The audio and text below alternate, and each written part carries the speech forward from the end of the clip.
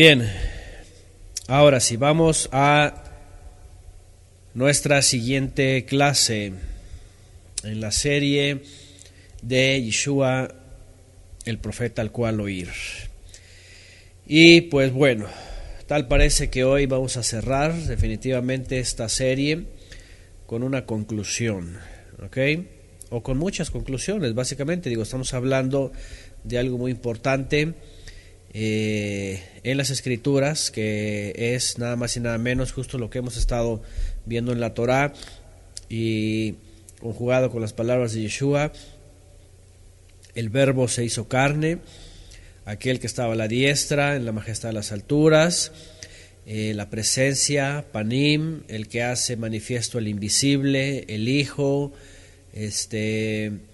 la Davar, pues, la Memra, como ayer también mencionaban unos en los contextos aramaicos o arameos, el Hijo manifiesto a los hombres, el Hijo manifestado a los hombres, aquel que es la vida, la luz que viene del Eterno, manifestada finalmente, y manifestado los propósitos del Creador para esta humanidad. Qué importante en la humanidad que conocemos en 6,000 años de historia, personajes, culturas, naciones, imperios, gente y gente y gente, miles y millones, hasta hoy día, según las estadísticas, llegándole a los 8,000 millones de habitantes. Imagínense la importancia y la necesidad de poder saber y conocer que no somos más que producto de el Creador, con un plan, un propósito de redención de nuestras almas en la eternidad, para librarnos de una destrucción inminente, ¿verdad? Y ese es el propósito. La verdad es de que hay tanta gente, ¿verdad?, en el mundo, y por ejemplo tanta literatura, y hoy día con el séptimo arte que le llaman, y hoy día tanta distracción, que estos documentos, estos textos, estas palabras registradas hasta el día de hoy, pues brillan por su ausencia. Ciertamente se cree y dicen definitivamente que el libro más vendido de todos los tiempos es la Biblia, sin lugar a dudas. Sin lugar a dudas. Pero eso no quiere decir que todos esos que hayan adquirido o que se hayan esas Biblias distribuido o vendido o traducido a tantos idiomas, no quiere decir necesariamente que esas palabras hayan pasado de manera fidedigna a todas esas almas para llegar a la verdad del Padre. Esa es una gran tristeza. Entonces, lo que tratamos de hacer aquí, imagínense, yo no sé, todos nosotros tenemos una Biblia en nuestras casas, por lo menos una, hay quienes tienen hasta, impresas, 3, 4, 5, 10, yo que sé. Ahora imagínense cuando tenemos las Biblias electrónicas. Yo tengo aquí en un programa casi hasta 100, 90 y tantas. Entonces, a lo que voy es, qué importante, finalmente, aunque tengamos nuestras Biblias, aunque hayamos leído una y otra vez, todas las veces, aunque incluso hayamos estudiado ya a detalle, otra vez es necesario volver a la Escritura, a repasar aquello que es de nuestra competencia y que es muy fácil de ser removido por las corrientes actuales de este mundo.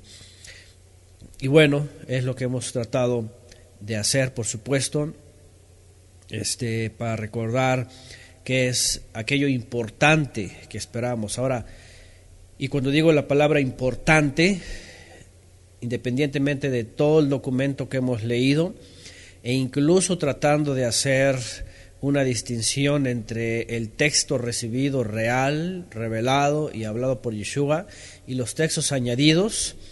Lo importante en realidad y finalmente es que el Mashiach, enviado del Padre, vino y creció entre los hombres para ser un corbán, ¿verdad? Una expiación. La palabra esta que viene en hebreo en realidad tiene que ver con un rescate y dar cobertura a almas que tengan el deseo de volver al Padre, tanto de Israel como de todas las naciones, y poder tener esa oportunidad de estar en el reino eterno del Padre, que está preparado en los cielos, en el paraíso, en el Gan Edén, cuando Yeshua finalmente regrese, nos tome y nos lleve para que donde Él está, nosotros también estemos. Finalmente ese es los puntos más importantes, ¿verdad? En ese sentido. Que por supuesto todo eso incluye otros puntos, ¿verdad? Que es nuestro conocimiento de quiénes somos, la situación en la que hemos estado, a dónde tenemos que regresar en santidad, que es Teshuvah, y todo lo que hemos hablado también ya detalladamente.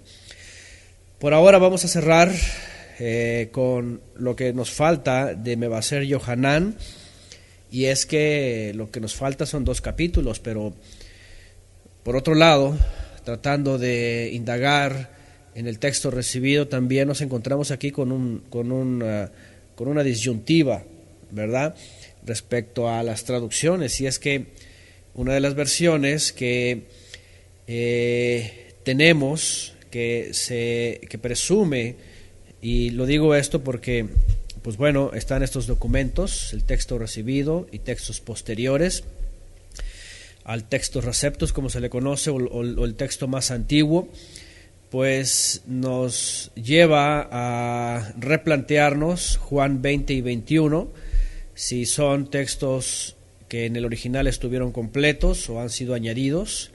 Y es que según el texto más antiguo, los documentos más antiguos, Juan 20 solamente aparece del 1 al 8. Juan 20 del 1 al 8 y Juan 21 del 1 al 4. Básicamente nos quedarían estos 12 versos. La gran mayoría de las Biblias incluyen los versos que tradicionalmente se conocen, ¿verdad? Por ejemplo, Juan 20 hasta el verso 31 y Juan 21 hasta el verso 25. Y ahorita vamos a tratar de recordar el texto para ver qué es lo que hemos usado de ellos, cómo se debe de usar, si es que habría salido de la boca de Yeshua, o finalmente si es añadido por causa de un dogma posterior, replantearlo, ¿verdad? Y tratar de entender cuáles fueron las intenciones de los escritores. Ahora sabemos que el texto de Juan, y por eso ha sido separado de los 3 primeros, por eso los 3 primeros son llamados sinópticos, por su relación literaria complementaria, y son textos muy parecidos, diferente a que es único en su redacción. Y bueno, ya saben que los críticos siempre han apuntado, ¿verdad?, a, por supuesto, la naturaleza del texto de Mevaser Yohanan. Y saben, en décadas pasadas fue puesto este evangelio en lupa, en la lupa de los críticos, ¿verdad?, porque creían que tenía una semejanza a la literatura gnóstica del primer siglo, de finales del primer siglo y principios del segundo siglo. Y es que, como lo hemos dicho antes, el contenido de Yohanan fue expresado del testimonio de él mismo, que aunque es un texto, podríamos decirlo, construido, sí, en las primeras décadas fue a raíz del testimonio de Yohanan, de Juan mismo. Y dijimos, con todo, todas las definiciones, las descripciones y el ambiente levita, escribió esta faceta del Mesías, no necesariamente gnóstico, sino más bien dentro de la literatura judía del primer siglo y de siglos anteriores, muy exacta a la revelación, con un carácter literario al estilo de los profetas, no gnóstico, sino al estilo mismo de los profetas del Tanaj. Y estos existieron antes de toda filosofía griega, antes de todo pensamiento helénico. Y esto quiere decir que no hay aquí ninguna sabiduría helénica, griega, gnosticismo, sino más bien un conocimiento y una literatura, y especialmente una forma de expresión totalmente hebraica, muy original. ¿Okay? Bueno, los mismos críticos definitivamente han dicho en el estudio de todas estas porciones, ¿verdad?, que el Evangelio de Juan, por supuesto que contiene totalmente una construcción primigenia judía del primer siglo, definitivamente. El autor o las porciones de autores que finalmente pudieron haber compuesto el testimonio de Juan tienen un conocimiento profundo, por supuesto, del judaísmo del primer siglo, de todo el asunto relacionado, ¿verdad?, a la profecía, al mismo Mesías, a su origen, a la promesa celestial, es decir, aún con las diferencias con los libros sinópticos, no quiere decir que esté despegado a los libros sinópticos. Porque, por ejemplo, en Mebasé Yohanan simplemente vimos la parte profunda de poder comprender lo que dicen los primeros tres, como cual que Yeshua vino de los cielos, que Yeshua se hizo carne, que Yeshua tenía que ser un corbán, que Yeshua también iba de regreso al Padre. Por ejemplo, una de las críticas que hacen pues los intelectuales, es de que Yohanan se olvida de lo que se conoce como la doctrina de la parusía. ¿Qué es la parusía en griego y en los conceptos teológicos? Ese es uno de los fundamentos de la fe, y por supuesto, y en hebreo tiene que ver con la presencia visible del regreso del Mesías. La presencia visible del regreso del Mesías. Cosa que en Mateo, Marcos y Lucas, al final, o al menos en medio, por ejemplo, Lucas 21, Mateo 24 y Marcos 13, habla en sentido profético Yeshua de lo que iba a pasar en el futuro y de cómo él iba a regresar en los cielos y todo ojo le iba a ver. Juan, ¿dónde está Juan? ¿Qué es lo que dice Yohanan de él al final? ¿Se acuerdan? Bueno, ni siquiera aparece en Yohanan la ascensión, y ni siquiera Yeshua menciona lo que viene en los otros evangelios, ¿verdad? Que iba a regresar, que todo ojo le iba a ver, y que iba a venir con Malahim y todo esto. Es decir, los críticos dicen, aquí hay una inconsistencia, aquí hay un problema, dicen ellos, ¿verdad? Se omite la doctrina de la parusía, de la presencia visible cuando él regresa.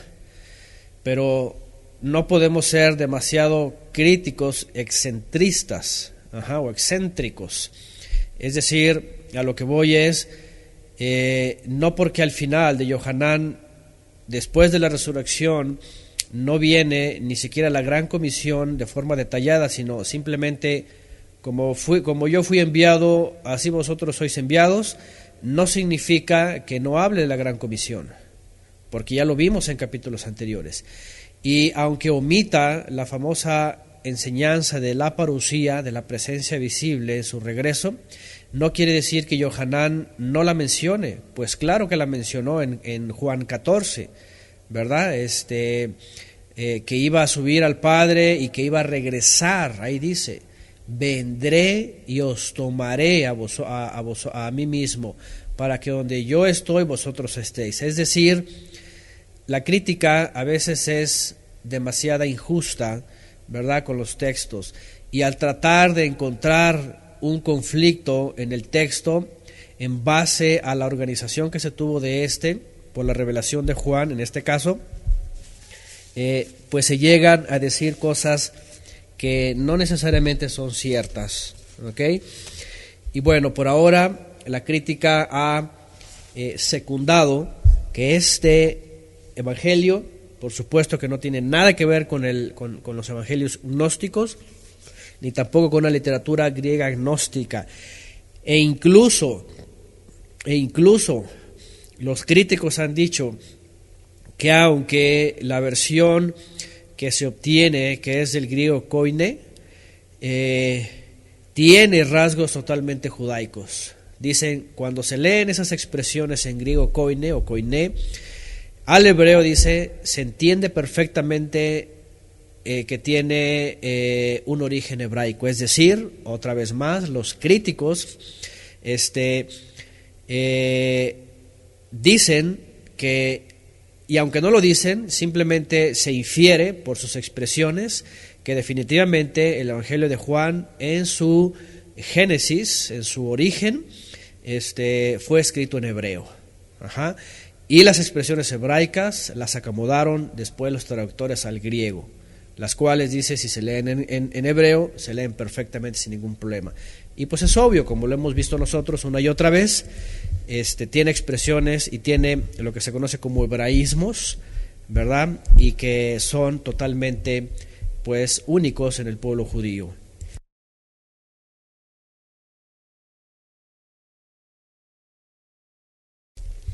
De esta manera, entonces, nos vamos a introducir a los últimos 2 capítulos, ¿ok? Y estoy explicando todo esto para entender finalmente el cierre. Desde el principio, cuando comenzamos Juan, y quiero que vayamos rápidamente, nada más para ir validando el texto que hemos estudiado y tratando de ver y analizar si es que en este caso también habría que omitir, ¿verdad?, como palabras de Yeshua, lo que las versiones más antiguas sugieren, pues las vamos a omitir. Y porque en Juan, cuando comenzamos Juan, ¿se acuerdan? Yohanan no comienza con el nacimiento, no comienza con la historia, Herodes, ¿se acuerdan todo eso? Yohanan se va directamente a la revelación de aquel que estuvo con el Padre y que por medio del cual el Padre hablaba para crear todas las cosas. Y de ahí se va directamente a el Elías que habría de venir, que es Juan el Bautista, Yohanan Hamatbil. Y rápidamente Yohanan, el escritor o el testigo de sus eventos, se va al reino de los cielos, se ha acercado, y viene con el Cordero de Elohim, etcétera. ¿Se acuerdan? Los primeros discípulos, rápido se va las bodas de Caná, pero si se fijan en el capítulo 2, del verso 13 al 25, como lo estudiamos cuando pasamos por ahí, este fragmento se va rápidamente a la purificación del templo, que esto es casi al final, eso es al final, cuando Yeshua ya va a ser llevado a la muerte. ¿Se acuerdan que hablamos de esto? Yo no sé los que estuvieron, si lo recuerdan. Lo que voy es esto. Los críticos dicen, y hay que considerar esto, como lo hemos estudiado en otros libros y como también lo hemos visto en la literatura judía o hebrea, israelita, a veces se anticipan a los hechos, ¿ok? Y no hay ningún problema en eso. Mientras sean reales, se pueden anticipar a los textos. Número 2, lo que se conoce como la escuela joánica en Samaria del primer siglo, que difería un poquito, ¿verdad?, con las comunidades en Jerusalén o con las comunidades que estaban, por ejemplo, en el exilio. Éfeso, que era muy marcada, ¿verdad?, en el asunto de la enseñanza de Shaul de Tarso, Colosas, Corinto, etcétera. La comunidad que se conocía como la comunidad joánica o los seguidores del testimonio de Yohanan habían recopilado de él ciertos fragmentos, y entonces cuando se lleva a cabo el escrito se ordenan de esta forma. Por eso este texto queda así, y por eso la percepción de Yohanan, y es que por eso lleva este evangelio el nombre de Yohanan, es atribuido a él, y son recolectados estos testimonios de esta forma, y por eso también se omiten, ¿verdad?, otra tradición oral que aparece en Mateo, Marcos y Lucas, que fueron escritos posteriormente. ¿Okay? De esta manera, entonces, el texto realmente tiene una génesis, como se dice, tiene un origen, ¿verdad?, dentro de una comunidad, incluso los críticos dicen dentro de una comunidad judía intelectual. Cuando hablamos de intelectual quiere decir judíos del primer siglo o israelitas del primer siglo, que incluían levitas, que eran estudiosos, que sabían no solamente el hebreo, que sabían también el arameo, que sabían el latín, que sabían incluso el griego, que sabían varios idiomas, que conocían, que eran intérpretes de la Torá, y que incluso, ¿verdad?, sentaron las bases para lo que posteriormente fue en el judaísmo el conocimiento del Midrash, de esas expresiones de búsqueda, esas expresiones muy, ¿cómo se puede decir?, complejas en el idioma y en el lenguaje de los profetas, que se exigió indagar más allá para poder entender finalmente el mensaje del Eterno en ese código. Yeshua hablaba en este código, y por eso este testimonio recolectó esas expresiones en ese código para poderlas después comprender mejor, ¿verdad? Por ejemplo, el Cordero de Elohim, Hiné Seja Elohim, he aquí el Cordero de Elohim. Fíjense nada más. Y es que esto no lo maneja Mateo, ni Marcos, ni Lucas, ¿verdad? No lo manejan ellos, pero cuando lo maneja Juan, Hiné Seja Elohim, el Cordero de Elohim. ¿Cuándo iba a aparecer el Cordero de Elohim? Bueno, ni en los profetas, solamente está en Pesaj. Y para poder saber que Yeshua es el Cordero de Elohim, hay que entender profundamente el texto de Pesaj, la festividad de Pesaj, ¿verdad? ¿Qué es el Cordero? ¿Quién es el Cordero? ¿Qué significa sin tacha? ¿Qué significa dentro de un año o en el primer año? ¿Qué significa, por ejemplo, que no iba a ser roto ningún hueso? ¿Qué significa el fuego que iba a ser consumido todo, comerlo? ¿Me entienden? Eso es lo que se conoció después como hacer un drashá, una exigencia más del texto, ir más allá del texto y descubrir el sod, que es el misterio. Bueno, después de esto, entonces nos vamos a lo último de Juan, y dentro de esta composición vamos a ver qué es lo que finalmente los críticos podrían tener a lo mejor razón, y es que no solamente que la tengan razón para aplaudirle, sino que es algo que toda la cristiandad también tiene que entender. Y como lo hemos estudiado antes, hay textos que están añadidos y que son críticos en la doctrina. Por ejemplo, la Trinidad. Ya hemos hablado de esto, tanto del Evangelio de Mateo, ¿verdad?, como Primera de Juan 3:7, si no me lo recuerdo, ustedes recordarán, donde hemos hablado, en donde hay textos que definitivamente tienen que llevarse a juicio, ¿verdad?, y poder saber que son añadiduras posteriores ¿Para qué? Para sostener dogmas, en este caso la Trinidad. Y si de por sí en el Brit Hadashah, ¿verdad?, el asunto de la Trinidad casi brilla por su ausencia, lo es solamente porque le agregaron estos textos. Pero si no le hubieran agregado estos textos, entonces totalmente ausente una doctrina de la Trinidad, porque no hay debate, no hay enseñanza, no hay misterio, no hay nadie que se empeñe en esto, ni siquiera Shaul o Pablo, no hay nada, y lo único que hay son textos añadidos. De esta manera, entonces, para no caer en lo mismo, vamos a tratar de recordar estas sugerencias, y en este caso especialmente estas versiones que nos entregan lo que creen que el texto más antiguo solamente trae como contenido, en este caso en el Evangelio de Juan. Vamos a Juan capítulo 20.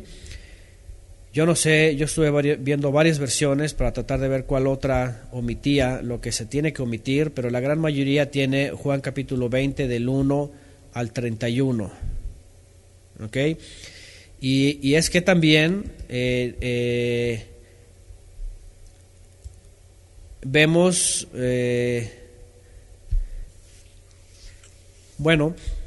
vemos una inconsistencia. ¿Ok? Muchas veces han preguntado, ¿qué significa esto? ¿Por qué dice esto? ¿Por qué Mateo y Marcos hablan de, ¿cómo podríamos decir?, de otra versión, ¿verdad? Y es que a partir del verso, vamos a ver, por ejemplo, la NBI que hemos usado antes para referir de el texto más antiguo, aparece hasta el verso 20, hasta el verso 8, capítulo 20 del 1 al 8. Vamos a leer esto, vean. Dice la familia Leal, la Biblia latinoamericana solo tiene Juan 20 del 1 al 13, por ejemplo. Nada más Juan 20 del 1 al 13, la NBI Juan 20 del 1 al 8. Fíjense nada más. ¿Ok? Y es que si leemos, por ejemplo, vamos a leer esto, vamos a leer hasta el 13, por ejemplo. Según unas hasta el 8, según otras hasta el 13. Dice, por la mañana del primer día de la semana, cuando aún estaba oscuro, fue Miriam de Magdala a la tumba y observó que la piedra había sido removida de la tumba. Ya había sido removida. Fue de madrugada, un sábado, que era Shabbat, por supuesto, y el Shabbat no comenzó ahí, el Shabbat comienza desde la mañana anterior, desde la noche anterior, Y cuando llega ella, ya estaba abierto.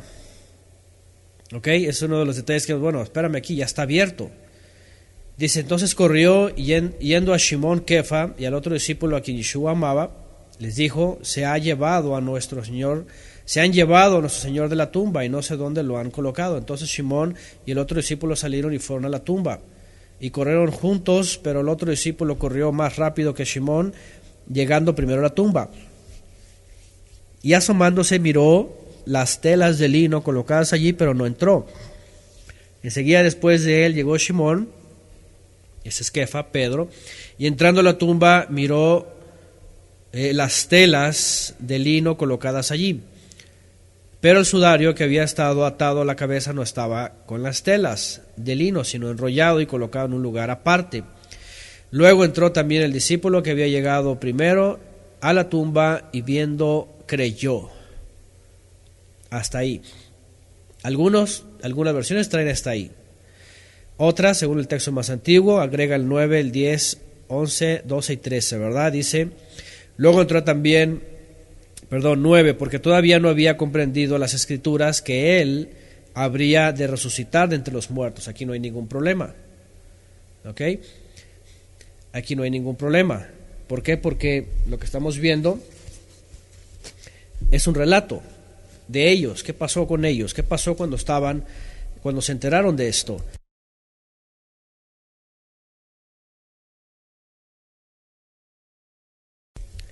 Vamos con el otro, verso 10. Después los discípulos regresaron a su lugar, pero Miriam se encontraba de pie llorando junto a la tumba.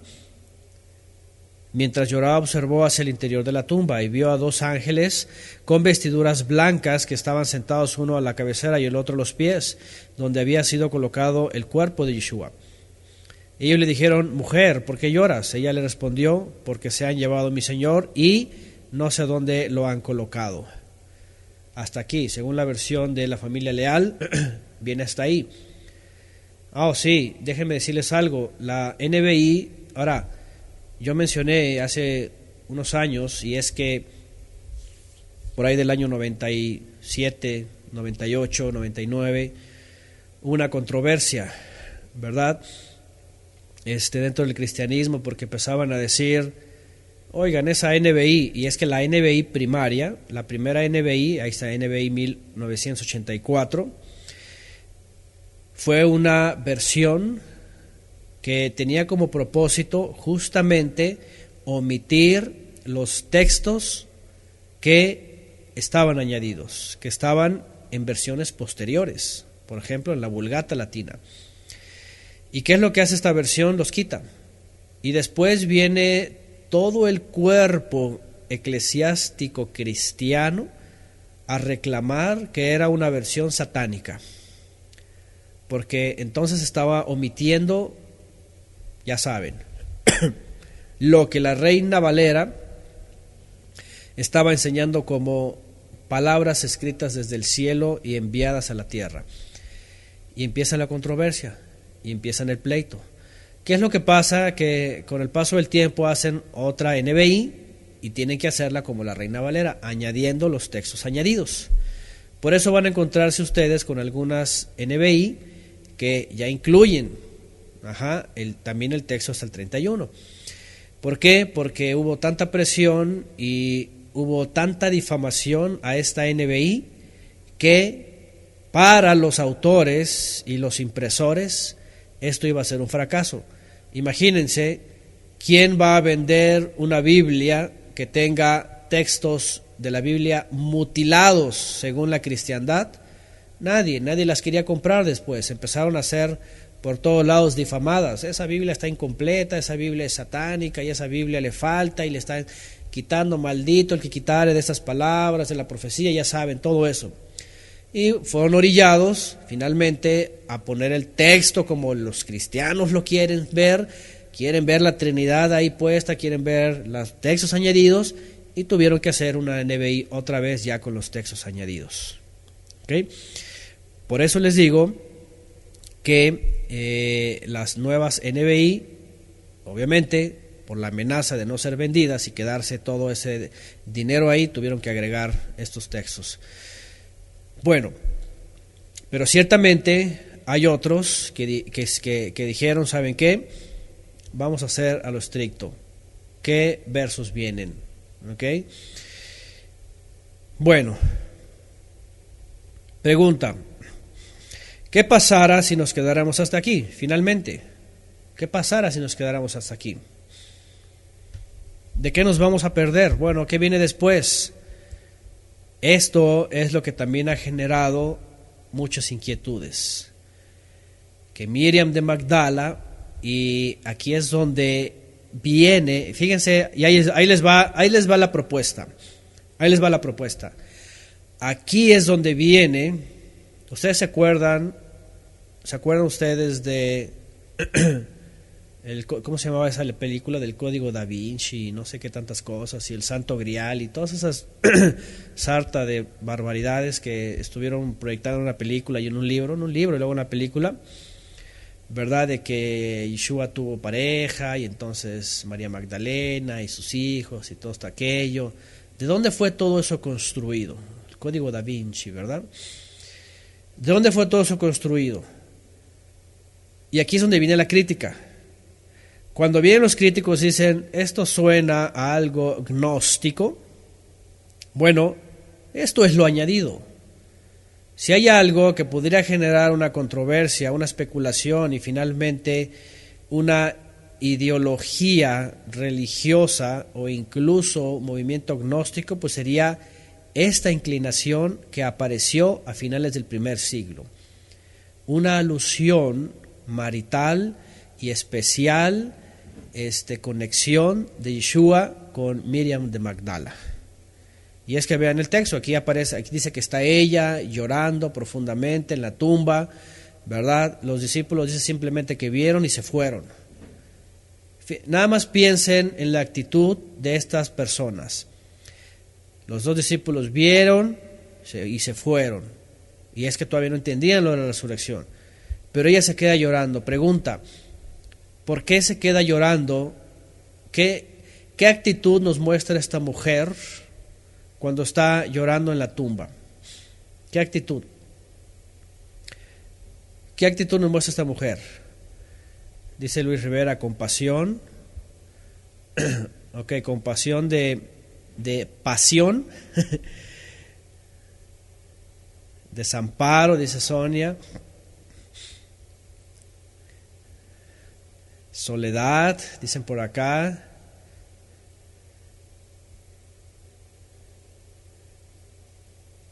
Dice Carlos Díaz, por ejemplo, actitud de una esposa.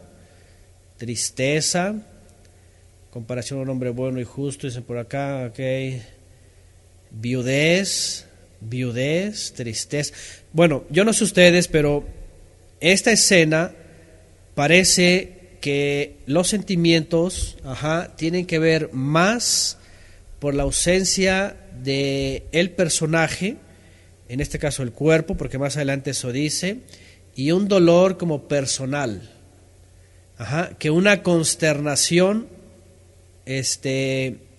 ocasional, ¿ok? Fíjense, y es lo que les digo, aquí es donde entra, porque saben que una de las muchas preguntas que se hacen es, a ver, ¿por qué eso no viene en Mateo y Marcos? ¿Por qué no está Miriam ahí esperando? ¿Y por qué no aparece el Señor y se le dice, oye, no me toques porque haciendo al Padre? Vean lo que dice más adelante. Dice, ahora también vean las expresiones. Dice, mujer estaba llorando, pero dice cuando estaba llorando, volteó detrás de sí y vio a Yeshua que estaba de pie, pero no sabía que era Yeshua. Yeshua le dijo, mujer, ¿por qué lloras? ¿A quién buscas? Pero ella creyó que era el hortelano y le dijo, Señor mío, si tú te lo has llevado, dime dónde lo colocaste y yo iré y me lo llevaré. Yeshua le dijo, Miriam. Ella volteó y dijo en hebreo, aunque aquí pone en hebreo Rabuli, pero en hebreo no es Rabuli, en hebreo es Rabí. Ahora, aquí también entra un problema. Estas expresiones, Mariam y Rabuli, que las toman de dónde, no sé de dónde, las tratan de poner como si fueran en hebreo, más bien pareciera que fueran del griego gnóstico, porque por otro lado, ¿verdad? En arameo, Raboni, por ejemplo, aquí ponen acá, ¿verdad? De este lado. Bueno,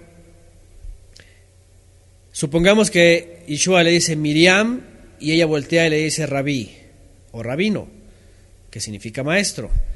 Yeshua le dijo, no me toques, pues todavía no he ascendido mi Padre, pero ve a mis hermanos y diles, haciendo mi Padre y a su Padre, a mi Elohim y a su Elohim. 20:17. Ese es uno de los textos que más intrigas ha levantado. ¿Pasó esto? ¿Cómo fue esto? ¿Cómo que subo a mi Padre? ¿Que no ya había ascendido y regresado? Es decir, cuando resucita es levantado de los muertos, entrega su corbán y luego se aparece a los hombres, como vemos en Mateo, Marcos y Lucas. ¿Qué significa esto? ¿Cuál es el privilegio de Miriam? ¿A qué se refiere esto? ¿Saben? Aquí es donde entran esas controversias. Dice en el 18, entonces fue Miriam de Magdala a anunciar las buenas nuevas a los discípulos de que había visto a nuestro Señor y que, vean, a nuestro Señor y que Él le había declarado estas cosas. Al llegar la tarde, ese primer día de la semana, estando cerradas las puertas, el lugar donde se hallaban los discípulos por medio de los judíos, llegó a Yeshua y poniéndose en medio de ellos les dijo, Shalom Lachem, la paz a vosotros. Habiendo dicho esto, les mostró sus manos y su costado, y los discípulos se regocijaron al ver a nuestro Señor. Otra vez, vean la expresión, al ver a nuestro Señor. ¿Se dan cuenta cómo cambia de todo el sentido literario? Entonces Yeshua les dijo otra vez, la paz sea a ustedes. Tal como me ha enviado mi Padre, también yo los envío a vosotros. ¿Se dan cuenta cómo cambia también en Mateo y en Marcos y Lucas, ¿verdad? Cuando al final resucita, Yeshua les dice simplemente: id y haced discípulos a las naciones, y que hagan tevilá en mi autoridad. Yo ordeno que hagan tevilá. Y aquí no aparece esto, simplemente dice: tal como yo los envío, tal como me envió mi Padre, también yo los envío a ustedes. Y habiendo dicho esto, los sopló y les dijo: reciban el Ruach HaKodesh. Sopló y les dijo: reciban el Ruach HaKodesh. Pero ¿cómo? ¿Que no en Mateo y Marcos les dijo: espérense, no se vayan de Jerusalén, espérense aquí, porque el Padre enviará el Ruach HaKodesh? ¿Se dan cuenta la inconsistencia? Bueno, hay que tratar de cuestionar ciertamente esto, ¿verdad? Reciban el Ruach HaKodesh. ¿Cómo lo van a recibir? Si Él mismo ya había dicho, ya había enseñado: quédense, no se vayan de Jerusalén, porque el Eterno cumplirá su promesa, enviará el Ruach HaKodesh. Dice en el 23, y luego viene el 23. Si perdonan los pecados a alguno, les serán perdonados, y si algunos se los retienen, les serán retenidos. Otra vez, ¿qué significa esto? Ya había mencionado a Kefa en la revelación, ¿verdad?, del reino de los cielos. Dice: tú eres el Mashiach, el Hijo del Altísimo. Y le dice a Pedro: no te lo ha revelado carne y sangre, sino mi Padre que está en los cielos. De tal manera, lo que aten en los cielos será atado en la tierra, y lo que aten en la tierra será atado en los cielos. Es algo semejante, pero aquí lo dicen otras palabras. Sin embargo, Mateo, Marcos y Lucas no aparece esto de reciban el Espíritu Santo, y si perdonan pecado a alguno les serán perdonados, si alguno los retiene serán retenidos. ¿A qué le suena esto? A un dogma católico. Ve al confesionario y todo lo que le confesas al sacerdote, si él te lo perdona, va a ser perdonado aquí abajo. Si te retienen pecado, serán retenidos también. ¿A poco no suena dogma católico? Bueno, yo lo siento, pero suena dogma católico. No hay ninguna profecía, ni hay ningún otro texto en los evangelios que haga alusión a esto. De esta manera, bueno, la verdad es de que este texto, ciertamente, si algunos dicen que no pertenece a los textos más antiguos, que no se ha encontrado, bueno, podríamos decir: por algo no se ha encontrado, porque esto suena ciertamente a el movimiento gnóstico de finales del primer siglo. Entonces sí partiríamos de ahí. Bueno, así es, ahora es lo que estamos tratando de entender. Si fue añadido esto, seguramente fue añadido. Ahora, ustedes sabrán, y los que han escuchado los estudios, nos hemos basado anteriormente a todos esos, incluso a la Reina Valera. Y bueno, si hay necesidad, ya ha llegado la hora de decir: bueno, estos textos simplemente no pertenecen al texto más antiguo, pues bueno, ahora vamos a omitirlos. Si los hemos usado antes, los hemos tratado de usar dentro del contexto de la fe y de la enseñanza de Yeshua. Pero si los hemos tratado de forzar para usarlos dentro del contexto y la enseñanza de Yeshua, pero definitivamente no están, pues ¿para qué meterlos en el contexto? Porque por supuesto, si no los metemos en el contexto, esto parece más una doctrina del catolicismo, del confesionario romano, en donde van las personas a ¿cómo se dice?, a confesarse, y ahí se les perdonan los pecados, y se les ponen ahí a que lean Ave María y cosas de esas, ¿verdad?, Padres Nuestros y no sé qué tantas cosas, rezos para que sean perdonados y sean sus pecados retenidos. Bueno, esa es una posibilidad, yo se los dejo ahí y ustedes saquen sus propias conclusiones. Para mí, así es, como dice Freddy, huele a monje encerrado. En otros lugares hay rabino encerrado, aquí hay monje encerrado. Bueno, así es, dice Sonia, les ponen penitencias.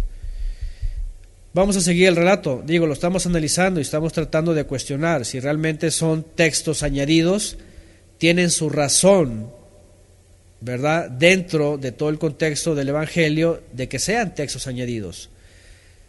Ahora, si hay algunos que fueran textos añadidos pero coinciden con el contexto, pues bienvenidos.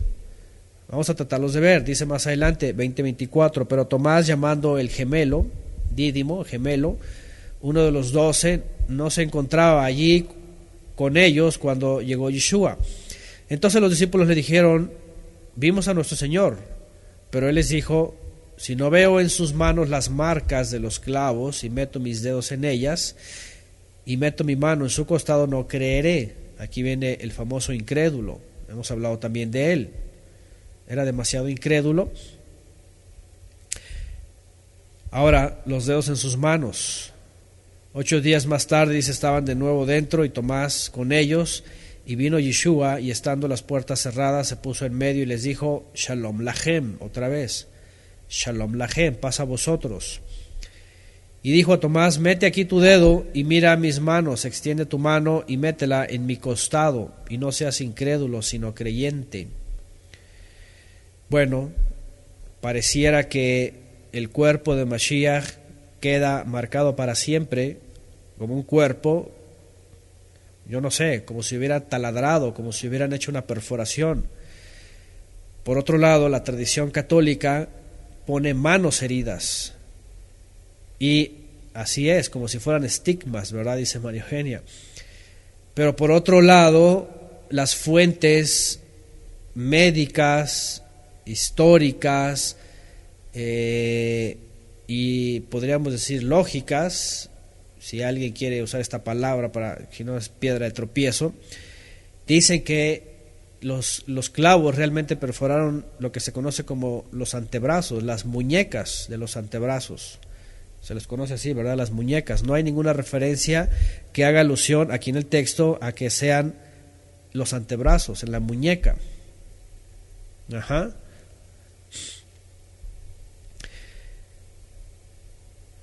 Dice, así es, dicen por acá, naturalmente una herida se cierra, no se queda un hueco, como dice el texto, definitivamente.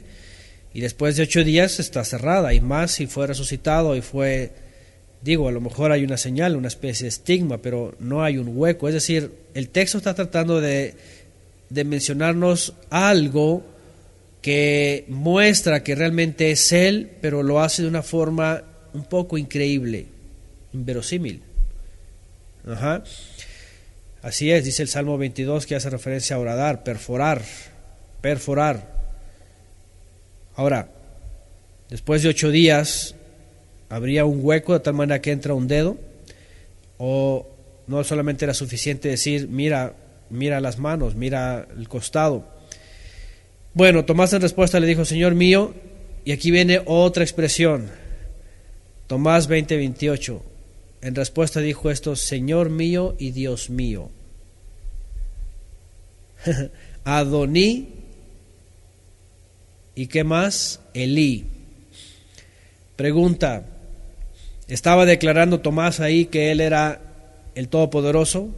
Otro problema, otra inconsistencia.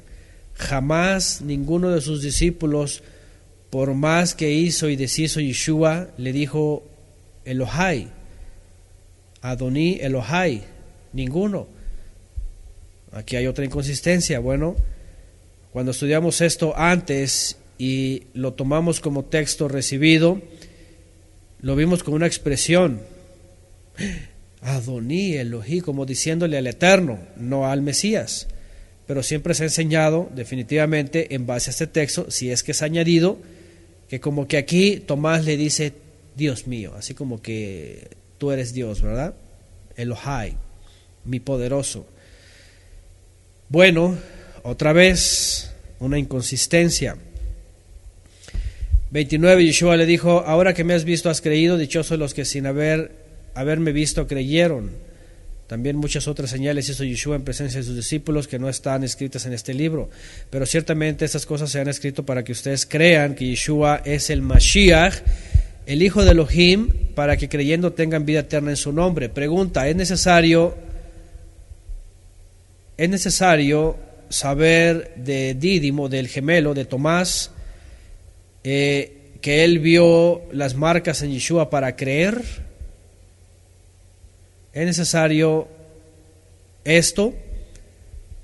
Tenemos todos los evangelios, los otros 3 y todo lo que hemos estudiado de Juan para creer. Otra vez, como que esta última parte del texto está haciendo alusión a que es necesario esto para que crean.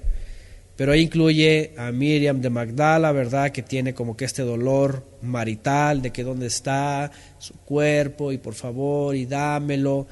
En vez de que vea la posición de los discípulos. Oye, ¿qué está pasando? Vamos, corren, hasta que entienda que es la resurrección.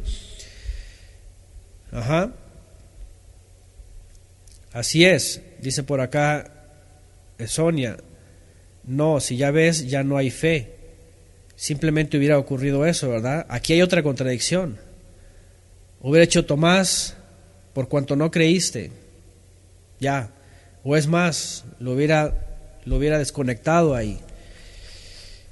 Bueno, inconsistencias. Vamos a dar el derecho a la duda. Vamos a dar el derecho a la duda a aquellos que dicen que este texto no se encuentra en los textos más antiguos. Por ahora lo vamos a dejar en la controversia. Yo no soy de los que saben que así debe de ser, porque debe ser. Bueno, yo presento todas las pruebas que sean necesarias, pero finalmente ustedes hagan sus propias conclusiones y vean finalmente si este texto lo quieren usar, úsenlo dentro del contexto. Si no, entonces mejor decir, bueno, ese texto es añadido, ya, listo. Ahora vamos al 21. Después de esto nuevamente se manifestó Yeshua a sus discípulos a la orilla del mar de Tiberias y se manifestó de este modo. Dice: se encontraban reunidos Simón Kefa, Tomás, llamado el Dídimo gemelo, Natanael, de Caná de Galilea, de los hijos de Zebedeo, y otros dos de sus discípulos.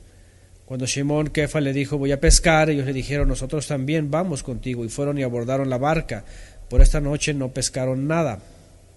Pero esta noche no pescaron nada. Cuando ya amanecía estaba Yeshua en la playa, pero los discípulos no se daban cuenta de que era Yeshua. Entonces Yeshua le dijo, muchachos, ¿cuándo les llamó muchachos? ¿Tienen algo que comer? Ellos le contestaron, no. Y él les dijo, arrojen la red al lado derecho de la barca y encontrarán.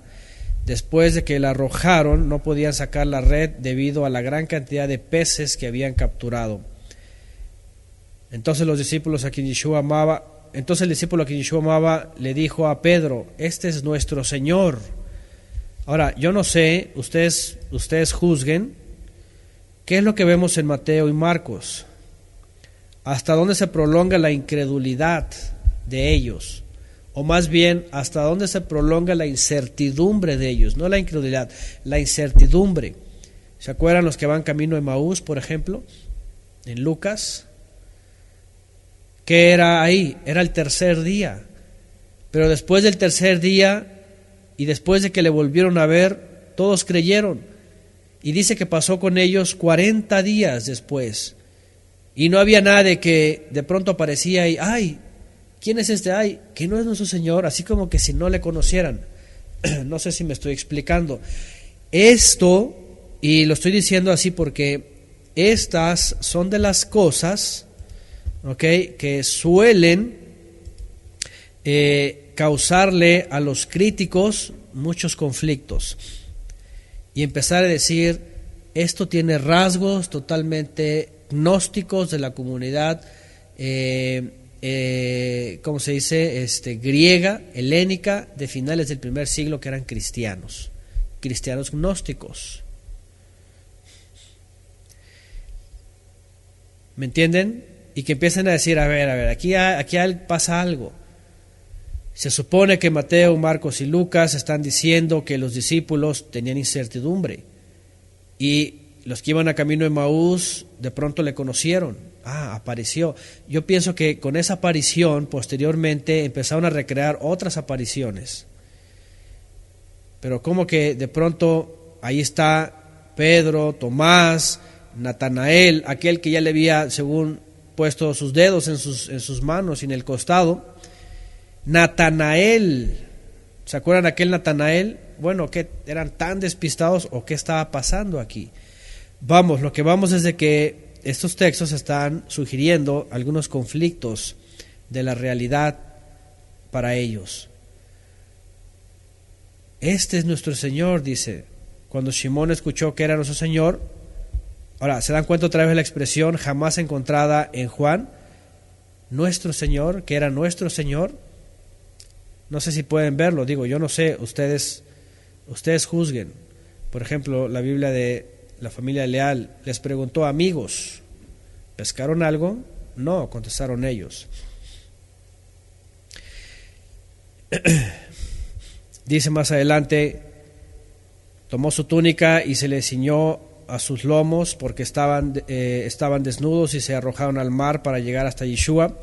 Y los otros discípulos llegaron a la barca arrastrando la red completa de pescados, pues no se encontraban muy lejos de la tierra, sino como a 100 metros. Y al llegar a tierra miraron unas brasas puestas con un pescado encima y pan. Al llegar, Yeshua les dijo: traigan de los peces que ahora han pescado. Entonces Simón Kefa subió y arrastró la red a tierra completa de grandes pescados, 153, y aunque eran tanto el peso, la red no se rompió. ¿Se acuerdan que reciente hablamos de este número, 153?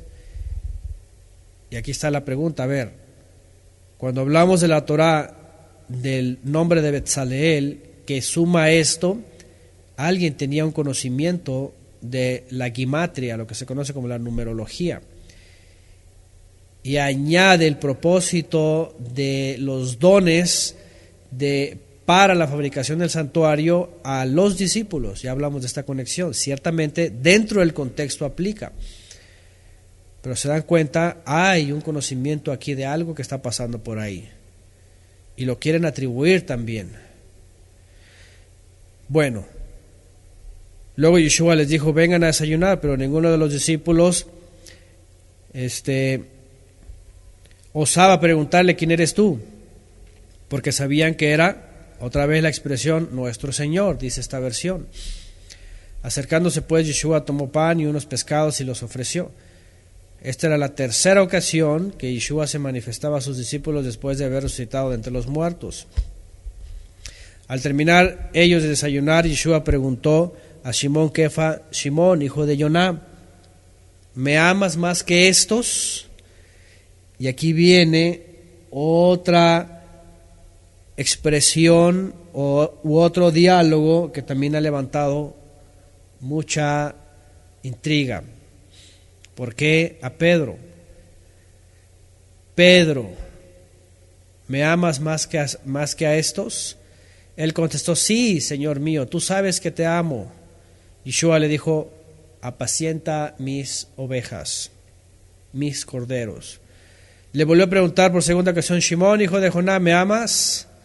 Él le contestó: Señor mío, tú sabes que te amo. Yeshua le dijo: apacienta mis corderos. Le volvió a decir por tercera ocasión: Simón, hijo de Jonás, ¿me amas? Entonces Pedro se entristeció porque le había preguntado por tercera ocasión: ¿me amas? Y le contestó: Señor mío, tú sabes todas las cosas, tú sabes que te amo. Yeshua le dijo: apacienta mis ovejas. Así es, la interpretación popular, podríamos decir, más lógica es: algo tiene que hacer Pedro. Algo tiene que hacer Pedro. Y es que si Pedro va a ser el primado, y es que si Pedro va a tener las llaves del reino, y es que si Pedro va a atar y desatar y a perdonar y atar y a retener pecados, y es que si Pedro va a ser el papado y a cuidar de todas las ovejas, algo tiene que hacer Pedro. Y aquí es donde empezamos a ver: me parece que hay monje escondido. Me parece que hay monje escondido. Realmente Pedro estaba enmendando las 3 veces que le negó, o alguien estaba haciendo uso de la negación de Pedro para enmendar a ese que algún día Yeshua le llamó Satanás, adversario. Bueno, Pedro ha sido una figura significativa dentro de los discípulos. Él con Jacob y con Yohanan, dicen que eran las columnas en Jerusalén de todos de los Sheliachim, pero ni siquiera Pedro era el primado. Jacob era el primado, podríamos decirlo, es decir, el que estaba como encargado de los 12, y de los de los 12, pues. Apacienta mis ovejas. Hemos usado este texto para que, en todo caso, aquellos que se levantan como pastores, si es que hacen uso de eso que le llaman ellos ministerio, o don, o llamado, aunque estas palabras no fueran de Yeshua, hemos usado estas palabras para decir, no se trata de las ovejas de los pastores, sino las ovejas del pastor de pastores. Es decir, ni siquiera el papado aquí puede decir que es su iglesia, la Iglesia Católica Apostólica Romana, ¿verdad?, de San Pedro y todas estas cosas, y para apoderarse de la gente, sino que son de Mashiach. Si es que son de Mashiach y no de los hombres. Bueno, aquí al final, según esta versión, al final le dice: apacienta mis carneros. En el verso 16, al final vuelve a decir ovejas. 18. En verdad te digo que cuando eras más joven, tú mismo te ceñías los lomos y andabas por donde querías.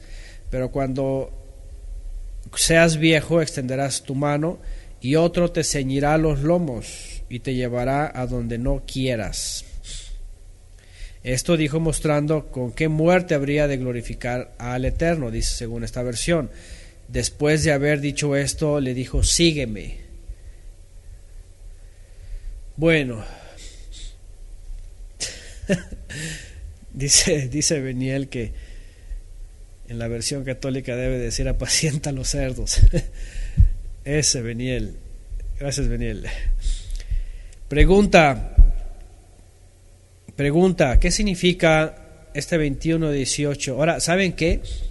Hay un individuo por ahí que, por cierto, para acabarla de amolar, como decimos aquí en México, para acabarla de amolar, usa este verso que ni siquiera podemos decir contundentemente que es de Yeshua, para decir que aunque Pedro no es el primado, ¿verdad?, de la Iglesia Católica, es el verdadero apóstol, y Pablo de Tarso es el falso apóstol.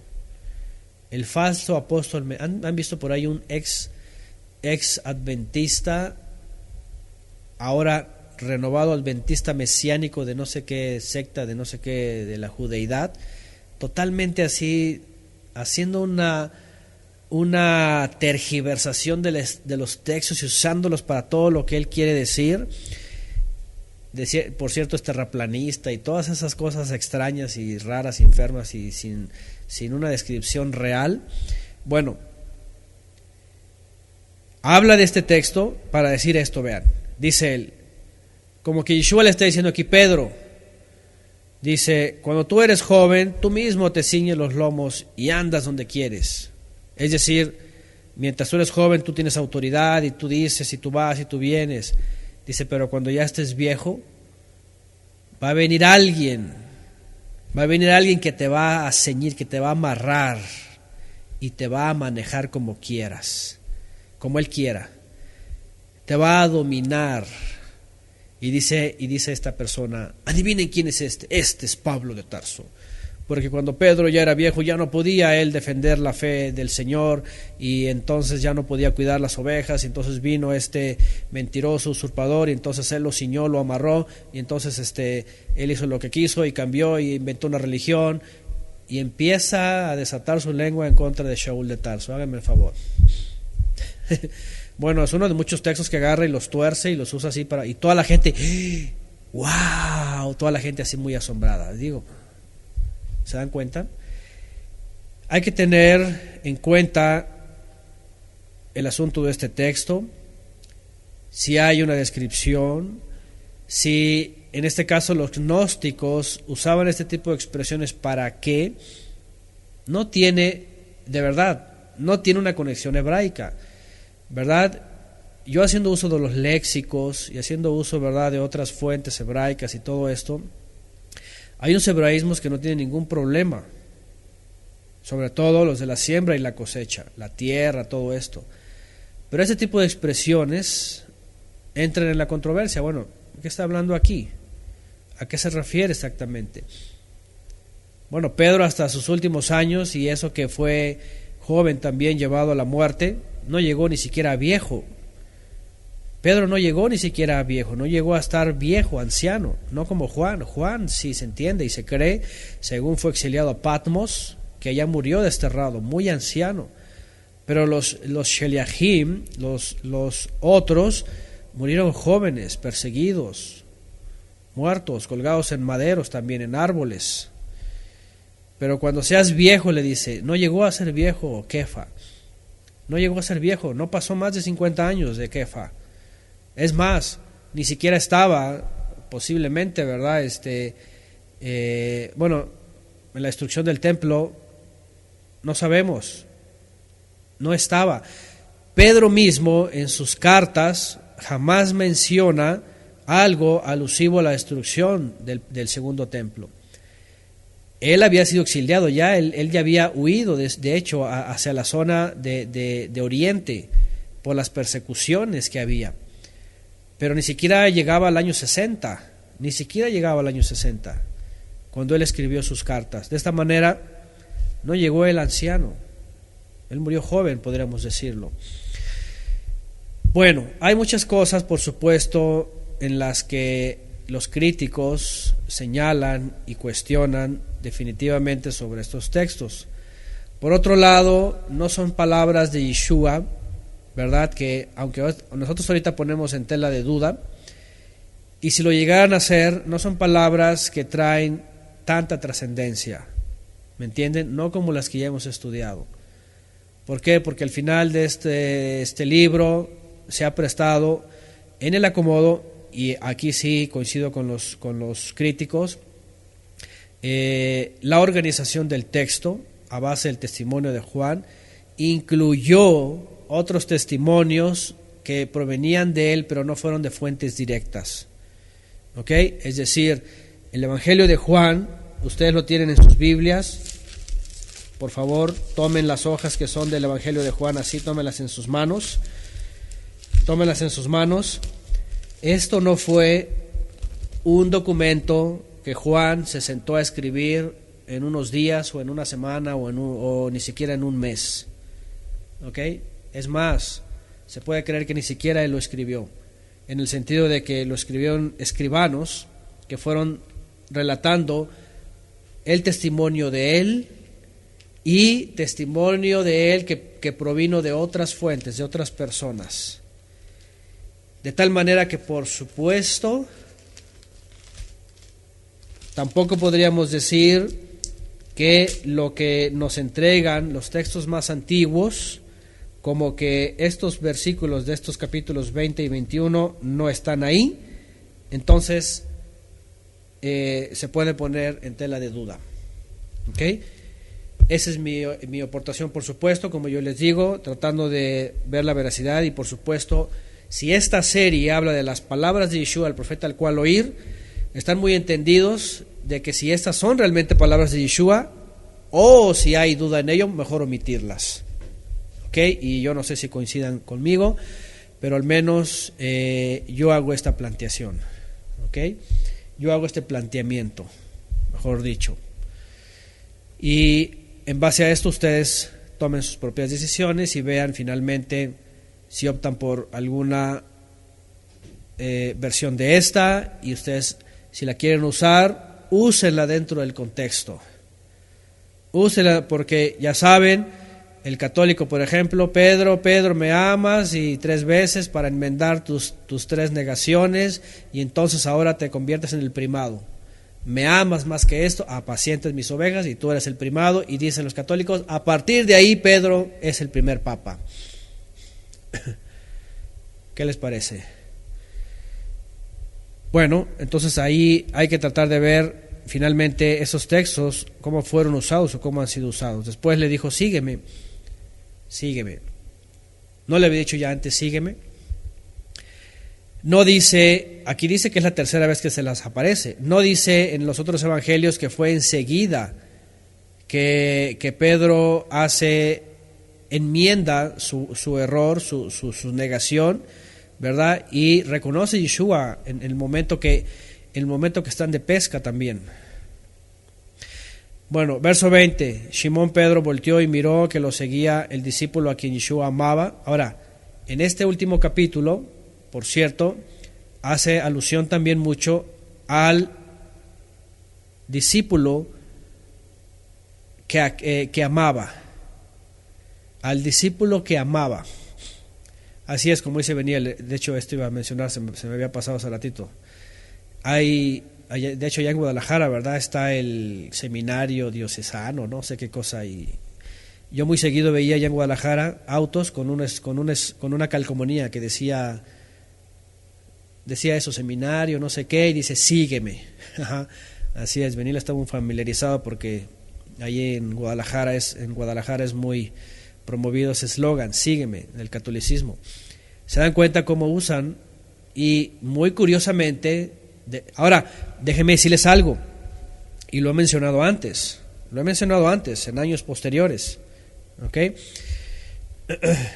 Dice Beniel que lo querían convencer, él iba a ir al seminario, si iba a ser sacerdote.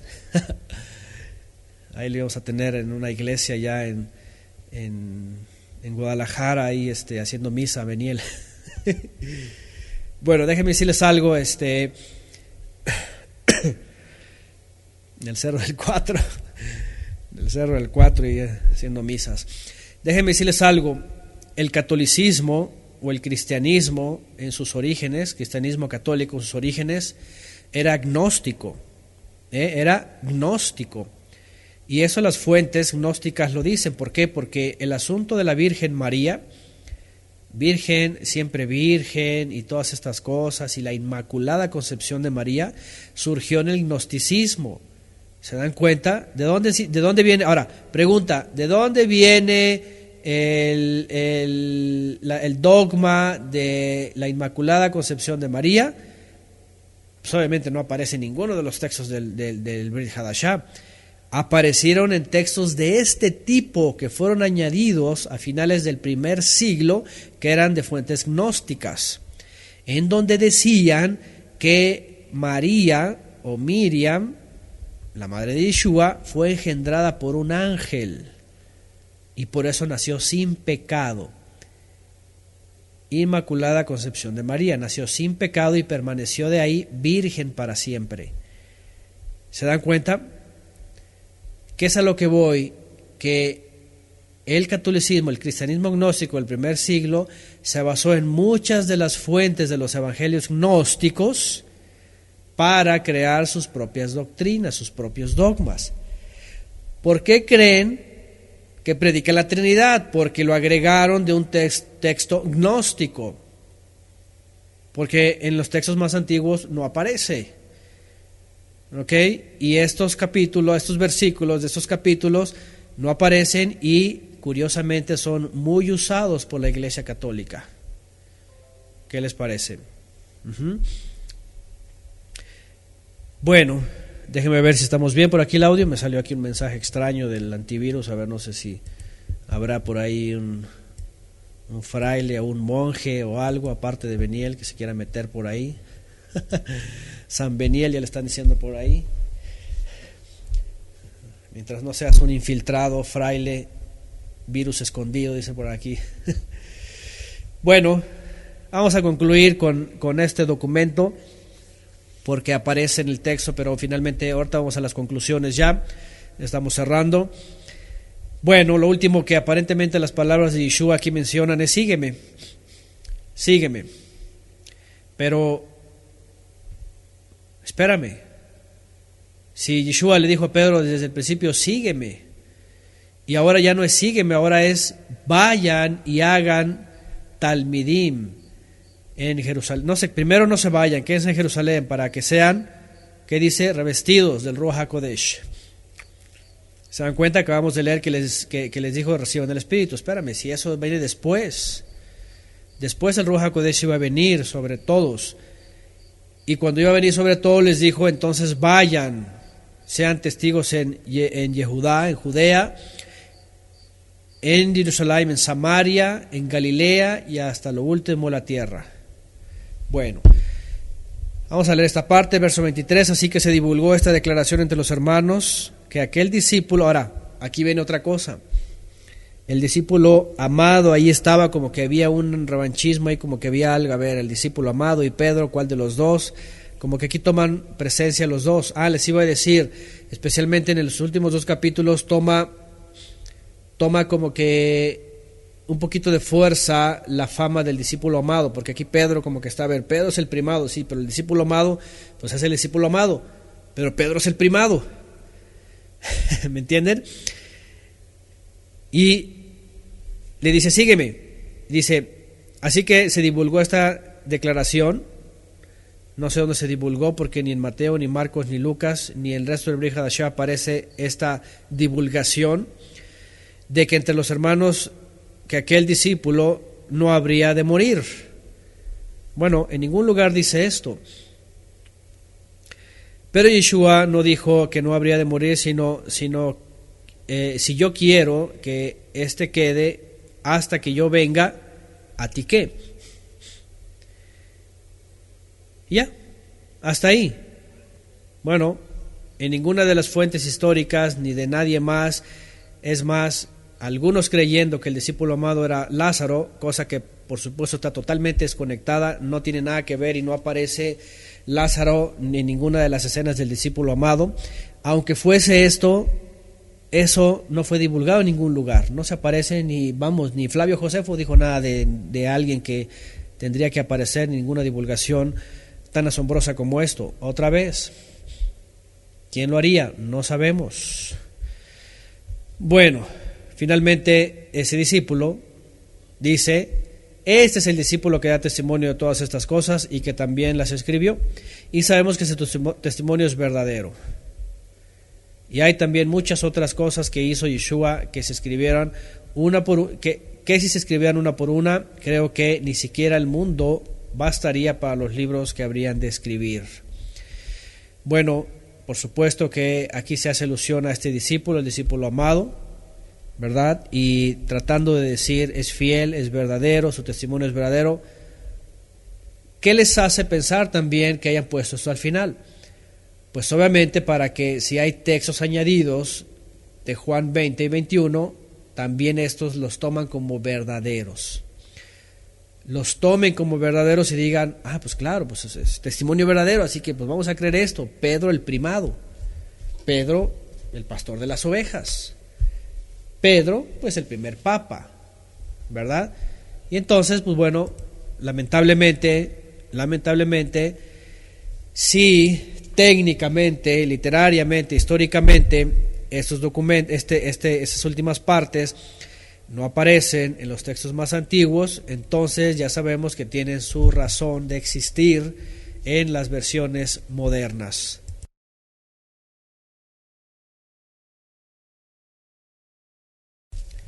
Bueno, vamos a las conclusiones. Finalmente, y con esto terminamos nuestra serie, y es que, perdónenme si me extendí en estas partes, pero hay mucho más que decir, pero no podríamos concluir con Yeshua, el profeta al cual oír, si mencionáramos algunas expresiones que se le han atribuido a él, y que, ¿qué tal si no son de él? ¿Qué tal si no son de él? La verdad, yo le soy sincero, yo no puedo terminar esta serie con textos que están en duda de que si son de él, ¿ok? De que si son de él o no son de él. Entonces, más bien la conclusión que quisiera hacer de toda esta serie es la importancia de las palabras importantes. La importancia de las palabras importantes, no de las que no tienen demasiada relevancia, y más basadas a algunos discípulos, ¿no? Como el discípulo amado, como Pedro, ¿verdad? Si es primado, como el confesionario, como Miriam de Magdala y toda su historia en el gnosticismo, y ya saben, su hijo que dejó según el Mesías y todas estas cosas, y una relación marital y todo eso. No puede ser así.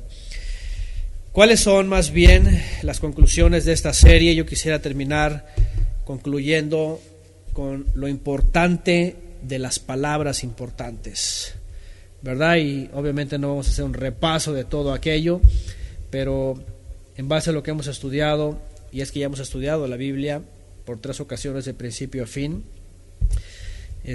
Una está grabada, una de ellas está grabada, la otra hay un comentario de toda la Biblia también, y hemos hecho estudios también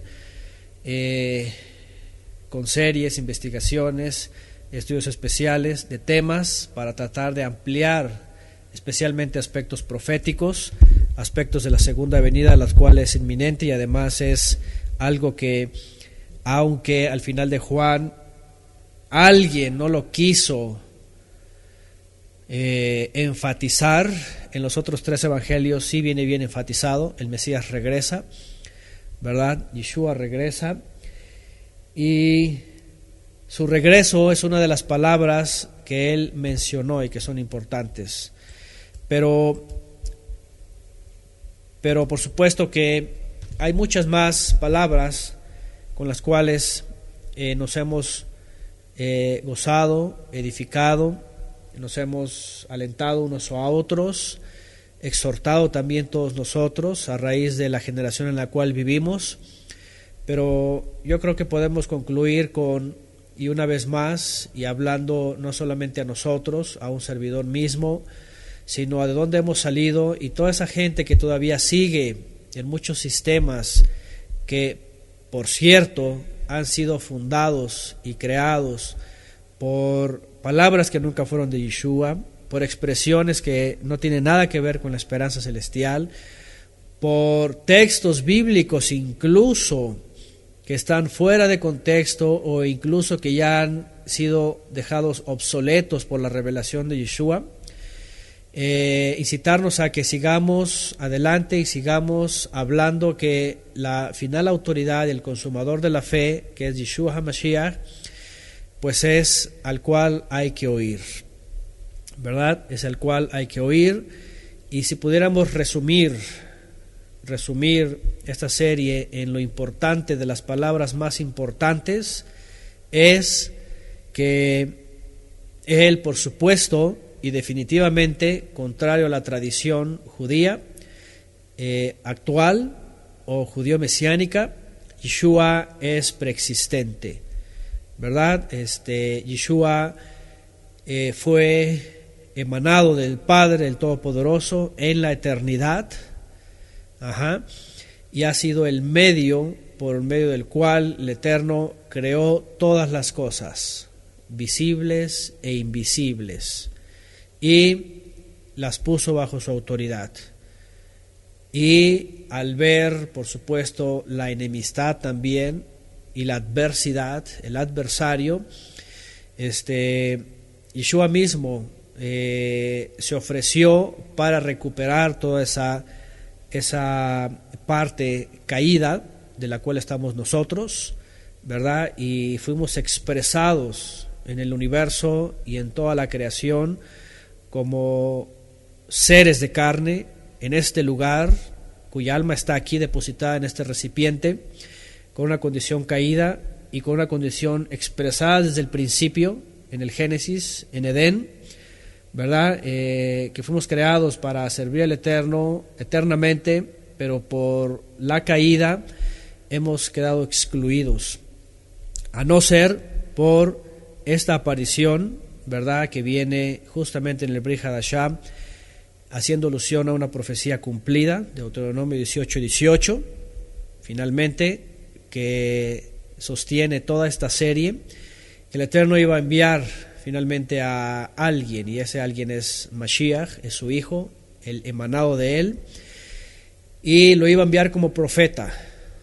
Cuando recordamos que lleva esta serie, otra vez y vuelvo a repetir, esta serie lleva el nombre de el profeta al cual oír, Yeshua el profeta al cual oír, no porque él sea un profeta o un profeta más, como también se le suele decir en algunos círculos, sino que cumple la función también de profeta, porque Yeshua es el Ben Elión, el Hijo del Altísimo, es el Mashiach, es el que está a la diestra del Eterno, el que existe antes de todas las cosas y que ha sido enviado a la tierra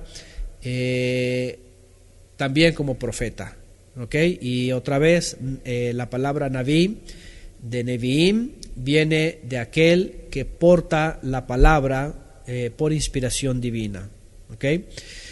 Entonces, Deuteronomio 18, 18 y 19 ha sido la base para esta serie y poder acercarnos a la revelación del Eterno, vean, del invisible,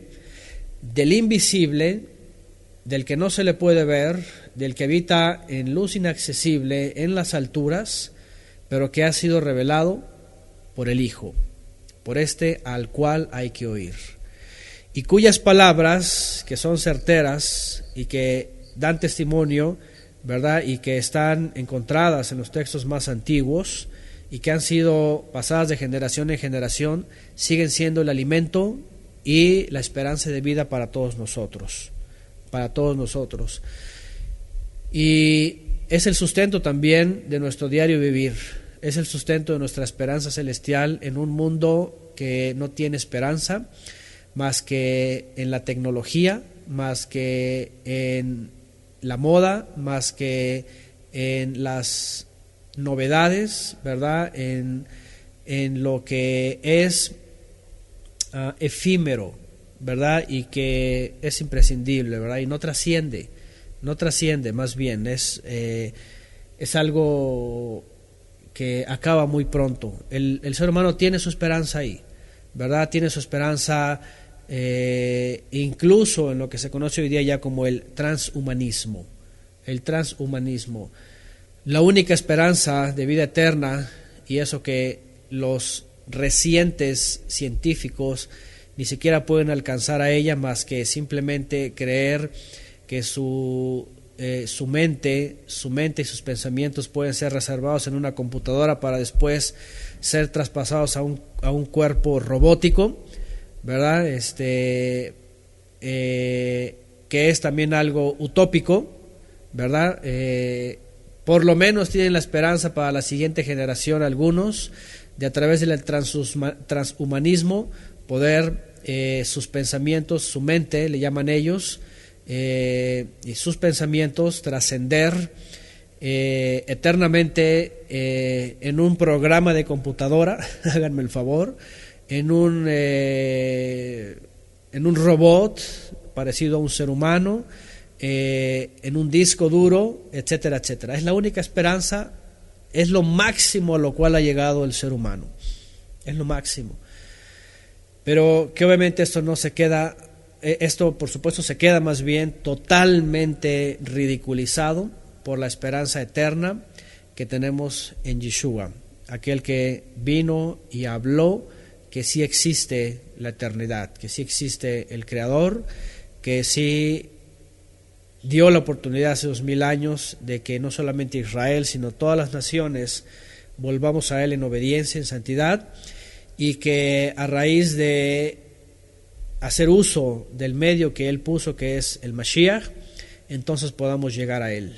Por ahora, las palabras también de Yeshua en torno a esto es esforzarnos porque muchos procurarán y no podrán. Y esforzarse, por supuesto, también lo hemos visto en las palabras de Yeshua, no es esforzarse en una religión, no es esforzarse en un dogma, no es esforzarse en un sistema, no es para nada esforzarse en un templo haciendo las obras de los hombres, sino esforzarse es permanecer firmes en la esperanza de Yeshua, andando en los mandamientos del Eterno día a día, para poder estar consagrados, kedoshim, santos, apartados, consagrados, y lavándonos nuestras vestiduras que hemos recibido con la palabra, para que aquel día podamos ser recibidos en las bodas que están próximas y en la nueva Jerusalén que está en los cielos. Así que las palabras de Yeshua pues han sido bastantes, pero las más importantes pues son estas. Él regresa para hacer un levantamiento, una cosecha final. Yo creo que nos quedamos con esto,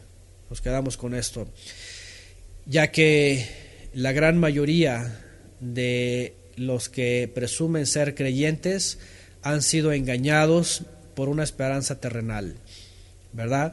Por un Mesías que viene a hacerse un hombre, incluso por un rey de la antigüedad que va a ser restablecido, un sacerdocio de la antigüedad que va a ser restablecido para que el mundo tenga 1000 años para ser purificado y lleven sacrificios y todas estas cosas totalmente antibíblicas y que no tienen nada que ver con Yeshua. Al contrario, otra vez las palabras de Yeshua son: vendré y haré una separación de entre todas las naciones y tomaré al buen trigo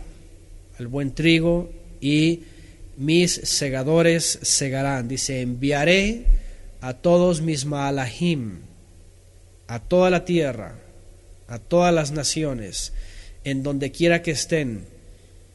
Y el que es buen trigo, dice Shaul de Tarso, primero va a tomar a los que murieron en él y los va a levantar de los sepulcros. Dice, luego enseguida de ellos, dice, seremos transformados nosotros. Seremos transformados en un instante, recibiremos un cuerpo para la eternidad. Eso también lo dice Yeshua, para que donde Él esté, nosotros estemos con Él. Seremos tomados y levantados. Ya que también Él dijo que esta tierra dejará de existir. El cielo y la tierra, dice, dejarán de existir. Y es que Él dice, secundado por Kefa en la revelación, segunda de Pedro capítulo 3, en donde también entendemos que esta tierra va a ser destruida, al igual como dice Apocalipsis y los profetas.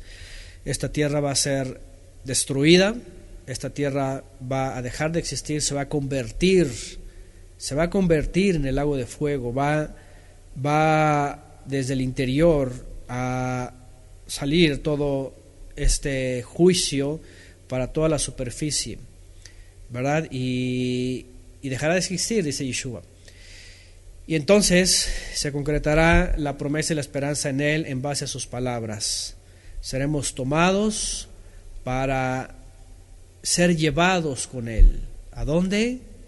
Al paraíso. Al paraíso. Lo que a Shaul se le reveló. Conozco a un hombre, dice él. En el cuerpo no lo sé, en el Ruach no lo sé, pero fue llevado y vio el Gan Eden, vio el paraíso. Un lugar preparado para todos nosotros. Eso es el mensaje de las buenas nuevas. Eso incluye el mensaje de las buenas nuevas. Vuélvanse al Padre para que Él perdone y Él dé el don de la vida eterna. Mientras permanezcamos en obediencia a sus mandamientos, santificándonos sus mandamientos, andando sus mitzvot, en sus mandamientos, ¿verdad? Siguiendo a Yeshua, tomándolo como el camino, verdad y vida, entonces podemos decir que aquel día, ¿verdad? Podremos ser dignos de poder heredar esa promesa eterna. Esa promesa eterna. Así que aquí están todas estas clases de esta gran serie. Es seguramente sí la serie más amplia, la que nos hemos tomado el tiempo para volver a recordar especialmente estas palabras de Yeshua, que son nuestra esperanza y que son vida para todos nosotros.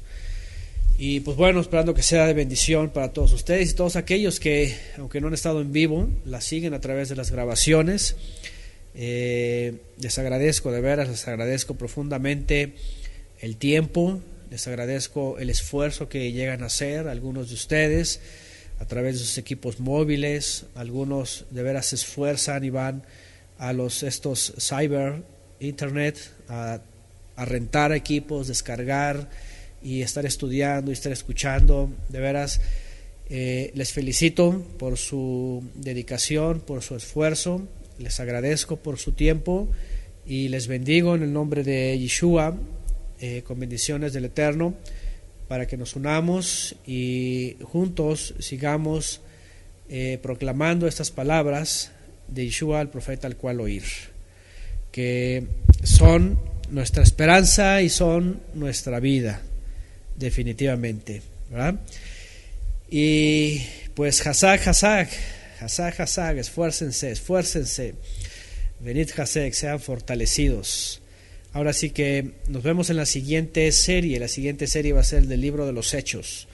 El libro de los Hechos también tiene bastante que enseñarnos y va a seguir poniendo en orden muchas de las cosas que, por cierto, por culpa del gnosticismo, se tergiversaron y se cambiaron, ¿verdad?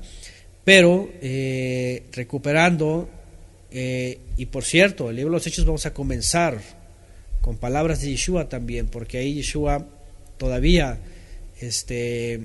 no ha concluido. Es más, yo creo que la siguiente parte va a ser un número más de esta serie y comenzamos con la primera de Hechos, todavía con palabras de Yeshua. Muy bien, pues por ahora, muchas gracias, muchas bendiciones para todos y Shabbat Shalom en este Shabbat.